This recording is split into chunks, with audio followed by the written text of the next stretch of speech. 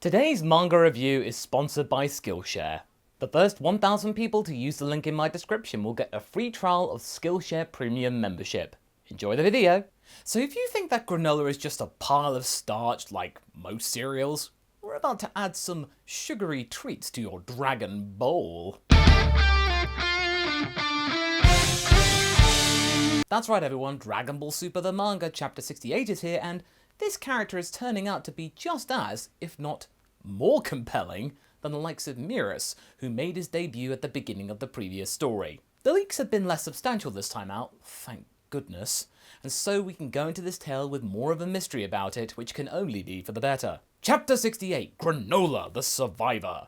Short and sweet, just like granola with plenty of fruit and nuts with it, part of a nutritious breakfast. By the way, for those of you who aren't sure how I get the manga pages, I use Viz Media's portal for Shonen Jump. It's just a couple of bucks a month. I think it's legit. I actually like it. Not sponsored. You should check it out. So, Granolah seems to be learning about 7-3's newfound skills. And you too can acquire newfound skills with Skillshare, who sponsor today's review of the manga. I've been using Skillshare for the last few months now, and I've been enjoying what sort of skills it can help you discover and realise. Things you might have been thinking about picking up, but you were never too sure where to start. And Skillshare is the place to easily find something new, and perhaps awaken a talent you never thought you had. I recently got a new phone and wanted to make use of its new video tools, so the course iPhone Filmmaking Create Cinematic Video with Your Phone by Caleb and Niles here is going to be my pick this month. I want to film something epic for my 500k subs video, so this will really come in handy. And by the way, these and other classes are usually less than 1 hour long, so it's worth a try if you've got a spare moment. If you would like to give Skillshare a try,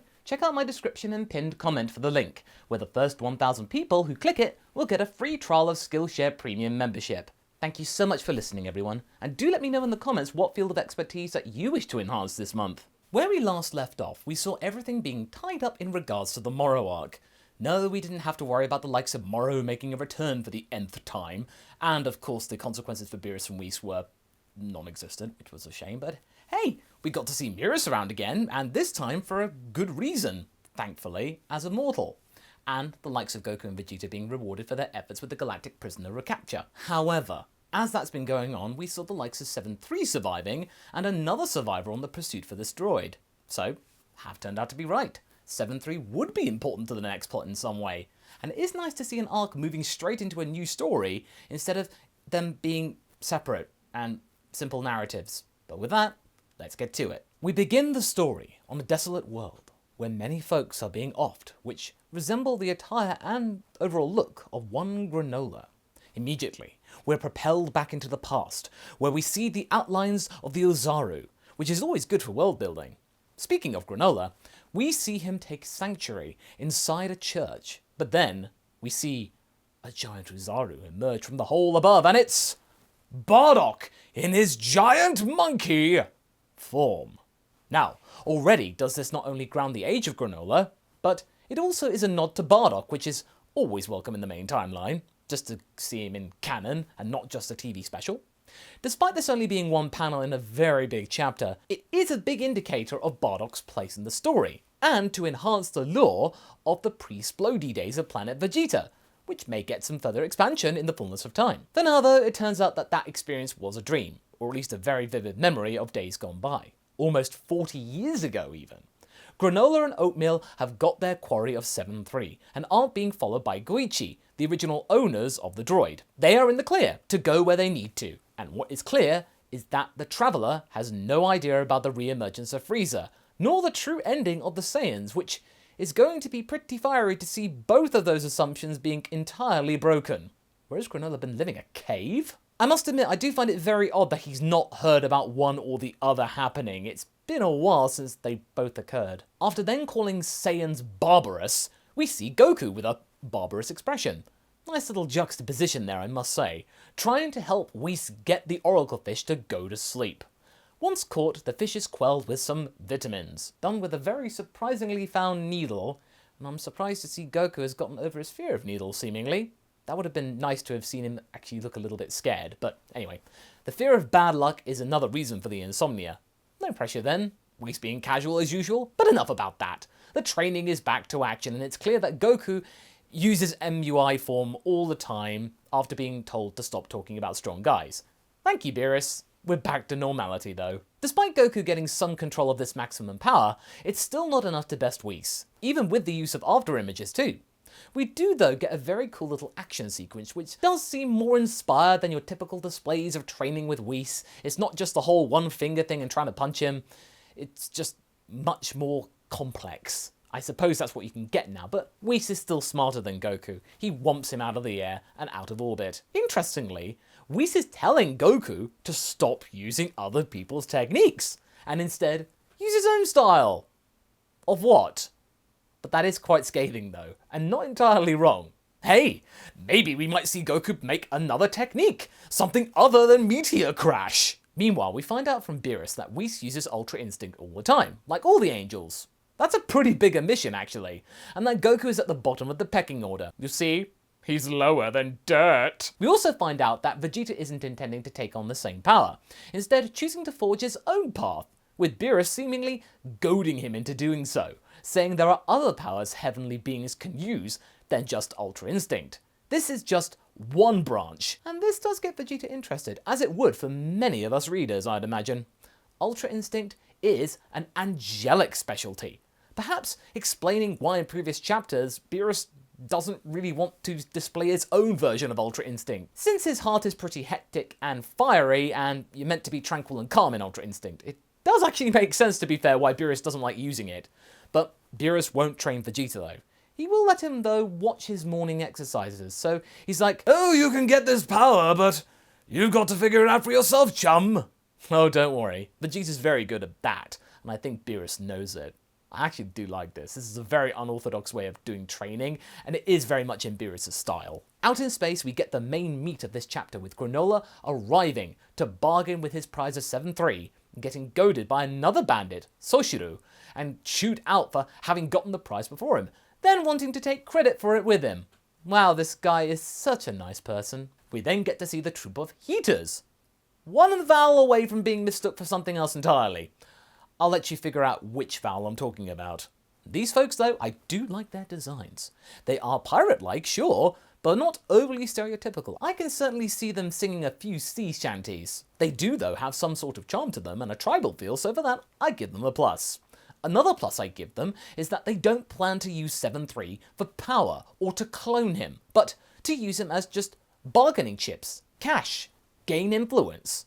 Knowledge to them gets you far, and that is far more refreshing than just making a troop of 7-3s. We're already understanding how this universe works outside the Dragon Team, and I'm really digging this. However, what Granolah doesn't like is the lack of new work, and the revelation that Freeza has bottomed out the market.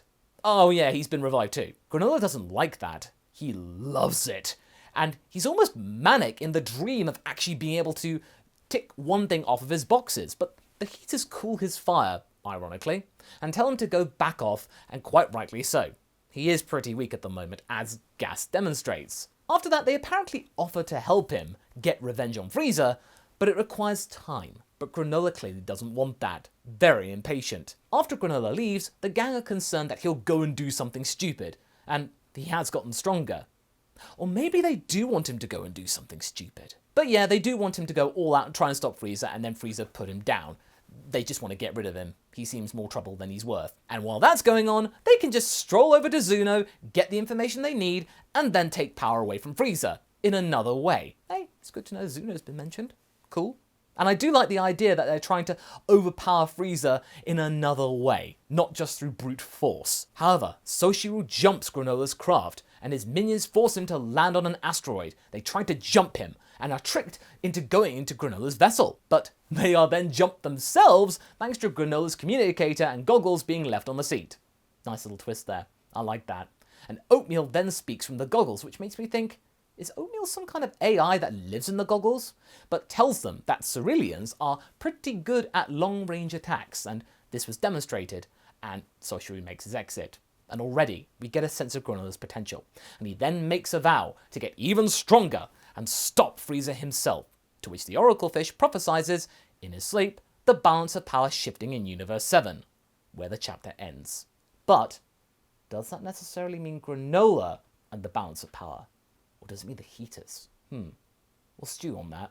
All in all, this chapter is so deep and really quite refreshing, as well as, yes, having a Bardock cameo in it, bringing him back into the main lore in some degree. His presence, albeit relatively small, was quite notable in tying everything to the original story, and with many online considering that this attack on the Ceruleans to be one of the last battles that the Saiyans undertook for Freeza before, obviously, the Emperor called them all back to their planet for...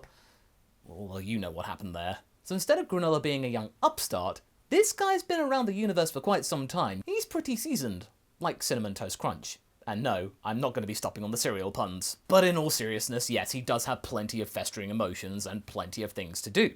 As well as, most importantly, have motivation. What we worried about at first when we saw him was that he would just simply go after Goku just cause. But no, he's going for Freeza, and he will do anything possible to do it. Tenacity, I like it. Whether this is done with traditional means or unorthodox ones remains to be seen, but it does provide some very compelling reasons to like this character even more. He's not just some random bandit in the universe that we thought in the previous chapter, but yeah, he's got a backstory to him, which is understandable and something we can get behind. And I still want to know what Oatmil is. Is it a person or some kind of AI? We don't know. Is that another mystery of Dragon Ball yet to be solved? As for the stuff with Whis and the Saiyans, this was far more than just your typical training session that you see in the previous arcs. Sure, we see Goku struggling against Whis, as per usual, but we do get plenty of confirmations regarding long-lasting theories about Super. Yes, angels are indeed in a perpetual state of Ultra Instinct. Yes, there are means to extend the powers of Ultra Instinct. Yes, angels do indeed have more powers. And yes, Vegeta isn't looking to acquire Ultra Instinct. Much like our color theory video about this technique, Vegeta is the animus to Goku's anima. Ultra Instinct's not in his sights. Instead, much to the fandom of Vegeta's delight, he's going to go for his own power. And it seems like Beerus is going to help him in some degree, probably indirectly. In a roundabout fashion, I would reckon, but I reckon it will lead to Vegeta getting some kind of buff, not just Super Saiyan Blue evolution. I mean, after all, he got the Super Saiyan God power on his own, seemingly, so what more could he do? I liked the sequence that surrounded the Oracle Fish too, as it provided some more clarification as to what the goals are for Goku and Vegeta going forward. Goku wants to perfect what he has, rise up the Ultra Instinct ranking, and Vegeta wants to find his own way of beating it. Which means we won't necessarily get a full-on upgrade or a new power in the traditional sense, but we'll just get a refining of what Goku already has, and maybe, as we've been longing for, getting a side grade for the Prince. Now I can't wait to see how this pans out. Just one thing, please. Show us Vegeta's training and acquisition, instead of just doing it out of the blue. Evolution. Hint, hint. Now when it comes to the heaters, nice. We got ourselves a posse. When it comes to Dragon Ball Super, we haven't had this in this way. Granted, the Pride Troopers are a collective of like-minded people, so they are a gang, but they're good guys. No, we need our own facsimile of the Ginyu Force, a ragtag team, this time of space pirates. Also, the names of the heaters, Elec Heater, Oil Heater, Gas Heater, I like that a lot. Also, their motivations are a little more substantial than just simply taking over the galaxy through power and numbers of their own means. They plan to take over the galaxy with knowledge being their main driving force, because after all, knowledge is power. This motivation in Dragon Ball Super is far less basic than we've been accustomed to in the series. It seems like Toyotaro is definitely gaining confidence now that Toriyama has been convinced enough to actually take more of a front seat, actually working together as a team. But back to Granolah for a second. He now has purpose, which is a good way of making a sort of main lead of an arc. For now, he is the driving seat of the plot. Goku and Vegeta are, for now, just doing their thing, and only the Oracle Fish has given them any sort of clue that something is coming in their not-too-distant future. It's cryptic at the moment, so it's still quite nebulous for them. They'll just continue doing their thing for now. For the Survivor, he now has a goal, and whether or not he will sit well with Goku, not quite certain yet. All these three people are gunning for more power. Will he like him because of his good nature, or will he deem him a villain just because he's a Saiyan and also was partially responsible for Freeza being revived again? Once again, terrifying weaker peoples. We hope to see some more development time for this character, and it is indeed nice to see him grow, instead of just arriving on Earth, challenging Goku out of the blue, and then explaining everything afterwards. We are actually watching everything unfold before our eyes, and that is far better storytelling, much more immersive. But what do you folks think of Chapter 68? Do you like granola? Do you feel there's more to the heaters than we saw? Let me know in the comments, and I shall see you next month for chapter 69. Nice. But until then, folks, catch you later.